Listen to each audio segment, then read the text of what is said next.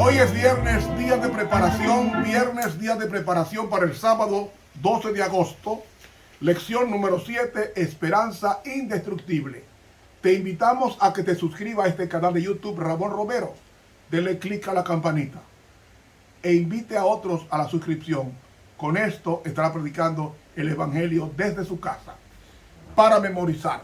Y la esperanza no avergüenza, porque el amor de Dios ha sido derramado en nuestros corazones por el Espíritu Santo que nos fue dado. Romanos 5:5. Gracias, Señor, porque grandes son tus maravillas, tus promesas y tu justicia. Envuélvenos en ellas, confiando como los hijos fieles confían en tus padres. En el nombre de Jesús te lo pedimos. Amén. Para hoy viernes, repaso de la lección número 7. Vamos a repasar. ¿Qué es esperanza? La esperanza es una virtud teologal que se basa en las promesas de Dios. Y nosotros leímos en el Salmo 91 que Jehová es nuestra esperanza. Es el antídoto para la desesperación y el desánimo. Estimula una actitud llena de propósito para el avance del reino de Dios. Esto lo enseñamos al principio de la semana. Ahora bien,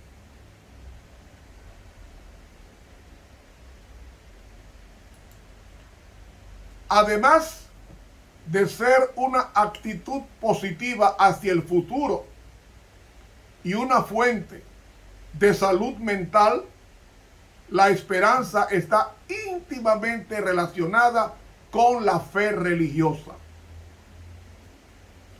Los estudios que se han hecho, las personas que leen la Biblia y obedecen, su promedio de vida está en 15 años más de la persona común. ¿Por qué?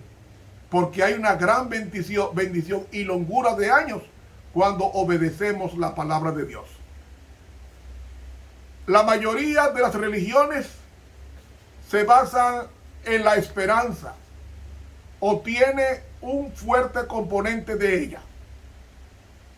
Para el creyente, la esperanza es un regalo de Dios que une el pasado, el presente y el futuro para proporcionar un final feliz y definitivo. ¿Cuáles son las características sobresalientes de la esperanza en el contexto religioso? La esperanza, la característica se refiere a la esperanza de la salvación. Porque la esperanza religiosa ofrece la solución definitiva del problema del sufrimiento. Y el sufrimiento es para nuestro bien. Así que la salvación eterna se consigue de acuerdo al plan establecido por Dios cuando dice en Tito 1:2, la esperanza de la vida eterna, la cual Dios, que no miente, prometió desde antes del principio de los siglos. La esperanza es esencial para la supervivencia, porque en un mundo lleno de injusticia y sufrimiento, necesitamos encontrar refugio en las palabras del salmista, quien ofrece la esperanza de Dios como un medio de sustento vital, como lo dice el Salmo 27, 13 y 14. Yo estoy seguro, Señor, que he de ver tu bondad en esta tierra de los vivientes. Espera en el Señor. Infunde a tu corazón ánimo y aliento. Sí, espera en el Señor. Salmos 27, 13 y 14. La obtención de la esperanza requiere algo más que un esfuerzo humano. Porque en el contexto bíblico no es solo el interés y la decisión personal, sino la intervención divina lo que hace posible el gran regalo de la esperanza.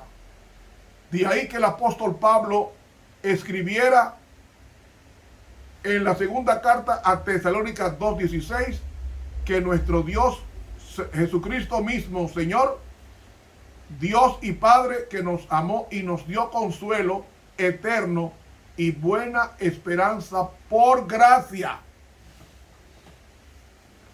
Recuerda lo que dijimos a principios de semana. La esperanza y la fe son íntimas amigas del amor. Fe, esperanza y caridad. Si usted tiene amor, el amor agape bíblico, tiene esperanza. Y si tiene esperanza, tiene fe. Porque son el fruto del Espíritu Santo de Gálatas 5, 22 y 23. Están íntimamente asociados. De ahí que la esperanza religiosa no se demuestra solamente en el sufrimiento y la penitencia. La verdadera esperanza es motivo de alegría, de felicidad, de bienestar.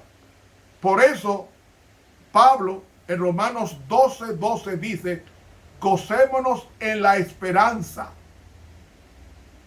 sufridos en la tribulación, constantes en la oración. Los discípulos, cuando eran azotados, sentían el golpe, sí o no, lo sentían, pero en vez de quejarse se alegraban, porque eran copartícipes del sufrimiento de Cristo cuando estuvo en la tierra. Esa esperanza debe de permanecer en nosotros hasta que Cristo regrese por segunda vez. Porque la esperanza, según la Biblia, es la culminación del retorno de Cristo a este mundo. Un hecho que va a indicar el final del sufrimiento, el final del miedo, el final de la injusticia. Como dice Pablo a Tito 2:13, aguardamos la bendita esperanza y la gloriosa manifestación de nuestro gran Dios y Salvador Jesucristo. Cuando Cristo venga por segunda vez, se acabará la muerte, la tristeza, la miseria, el pecado, el dolor, el sufrimiento, las aflicciones, las injusticias. Por tanto, nuestra esperanza debe estar concentrada en el retorno glorioso de Cristo, y como viene pronto, debo prepararme para ese encuentro con Él, con mi Papá Celestial, con el Padre nuestro que está en los cielos. Pero la esperanza cristiana anima al creyente a saber que un día resucitará para salvación eterna.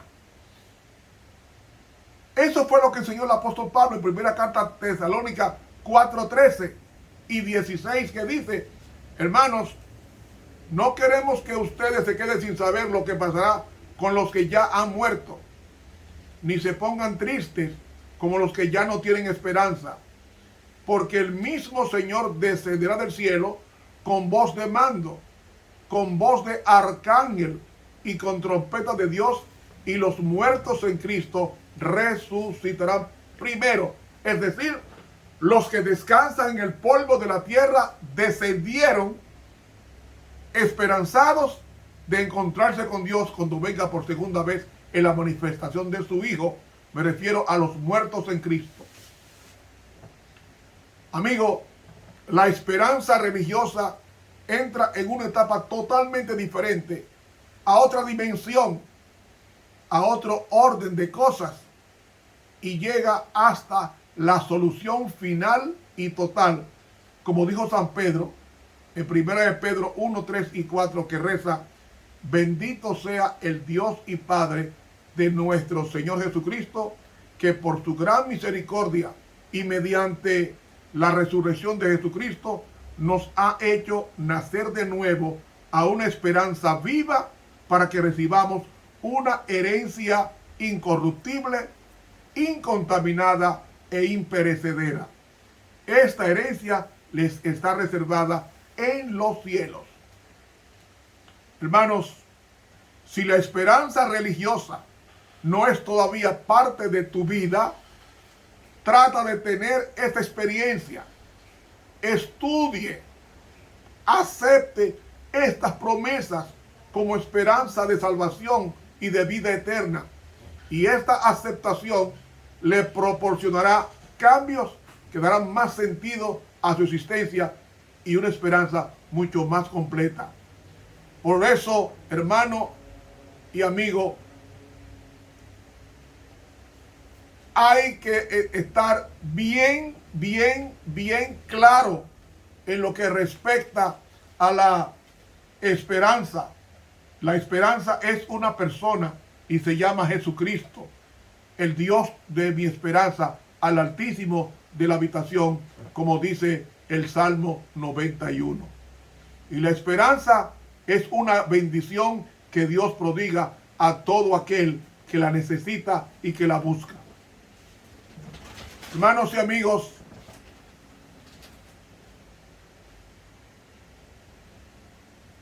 llegando al final de este estudio, es importante invocar serios textos y ciertos pasajes del Espíritu de la profecía que tienen que ver con la esperanza. Dice la sierva de Dios en Primeros Escritos, página 113. Muchos que profesan el nombre de Cristo y dicen que esperan su pronta venida, no saben lo que es sufrir por Cristo. Sus corazones no están subyugados por su gracia y no han muerto al yo, como a menudo lo demuestran de diversas maneras. Al mismo tiempo hablan de tener pruebas, pero la principal causa de las pruebas suyas se halla en un corazón que no ha sido sometido, que sensibiliza tanto el yo que se irrita con frecuencia. Si los tales pudieran entender lo que es ser un humilde seguidor de Cristo, un cristiano verdadero, comenzarían a trabajar a conciencia y correctamente. Primero morirían al yo, luego serían fervientes en la oración y dominarían toda pasión del corazón. Renunciad a vuestra propia confianza y a vuestra suficiencia propia, hermanos, y seguid el manso dechado. Tened siempre a Cristo presente y recordad que es vuestro ejemplo y que debéis andar en sus pisadas.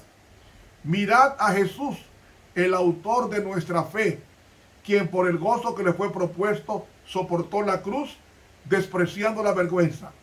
Sufrió la contradicción de los pecadores. Por causa de nuestros pecados fue una vez el cordero manso, herido, golpeado e inmolado.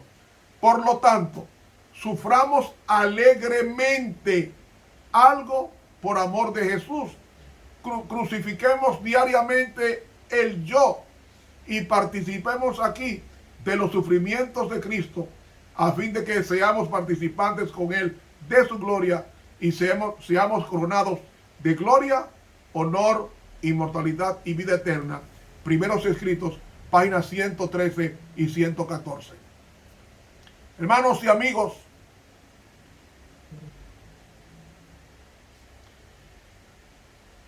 Dios es bueno.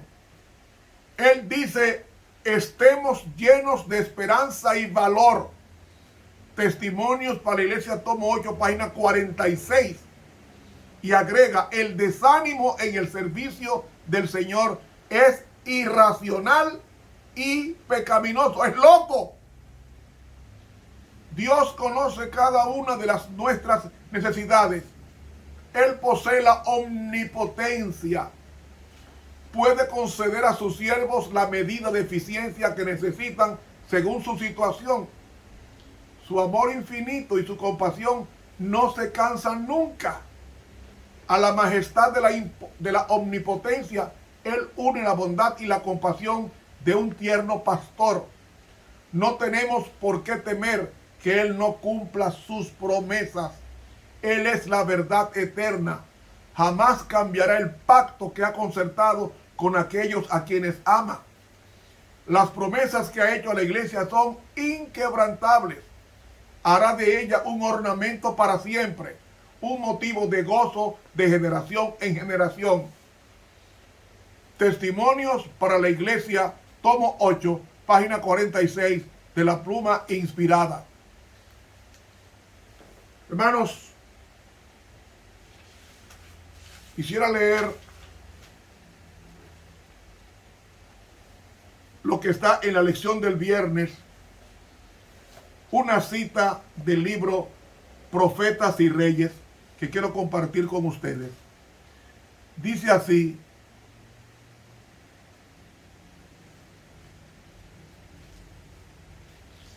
a todos nos tocan a veces momentos de intensa frustración y profundo desánimo. Días en que nos embarga la tristeza y es difícil creer que Dios sigue siendo el bondadoso benefactor de sus hijos terrenales. Días en que las dificultades acosan al alma, en que la muerte parece preferible a la vida, como pasó con Elías y como pasó con Jonás, que desearon la muerte. Entonces es cuando muchos pierden su confianza en Dios y caen en la esclavitud de la duda y la servidumbre de la incredulidad. Si en tales momentos pudiésemos discernir con percepción espiritual el significado de las providencias de Dios, veríamos ángeles que procuran salvarnos de nosotros mismos y luchan para asentar nuestros pies en un fundamento más firme que las colinas eternas, y nuestro ser se compenetraría de una nueva fe y una nueva vida. Profetas y Reyes, página 107. ¿Qué estamos haciendo en el planeta? Preparándonos para la eternidad. En tiempos de crisis, la esperanza es lo que necesitamos, no un deseo de venganza. La esperanza sostiene al hombre vivo hasta que Cristo venga por segunda vez. Pero esa esperanza, esa gracia de Dios, ese poder que opera en los hijos de Dios, se va enriqueciendo, va alimentándose con el estudio diario de la palabra. Y después de estudiarla, de orar a Dios para que la palabra nos sostenga y nos llene de esperanza. Porque la esperanza está en Dios. Entonces busquemos a Dios, que es el Dios de la esperanza. Hermanos, al llegar al final de este estudio, hemos aprendido que aunque el panorama completo que vio Habacuc era de destrucción, Dios tenía el control de Habacuc y de su pueblo, y así sucedió. Aunque Job fue acendrado con las pruebas, Job al final, volcando su mirada a Dios, dice: de oído te sabía, pero ahora mis ojos te ven. Que la experiencia que Dios quiere hacer nosotros, que las pruebas nos lleven a buscar de Dios. Porque tenemos un Padre que está con nosotros todos los días y tiene planes maravillosos para parecernos a Él. Por eso nos disciplina, nos corrige. Y cuando nos corrige, entonces nos estamos pareciendo a Él. Y como dice el apóstol Pablo en 2 Corintios 3:18, que somos transformados. En el griego dice: estamos siendo transformados de gloria en gloria, como en un espejo, como por el Espíritu del Señor. Dios nos está transformando a través del sufrimiento y de los problemas. sometámonos a Dios. Someteos pues a Dios, resistid al diablo y de vosotros huirá. Hermanos, que Dios nos bendiga. Para la próxima semana, viendo al invisible de la lección número 8. Estuvo con ustedes el profesor Ramón Romero, quien te invita a suscribirte a su canal de YouTube Ramón Romero y dele clic a la campanita. Dios nos bendiga y nos dé un feliz sábado. Estuvo con ustedes el profesor en teología Ramón Romero.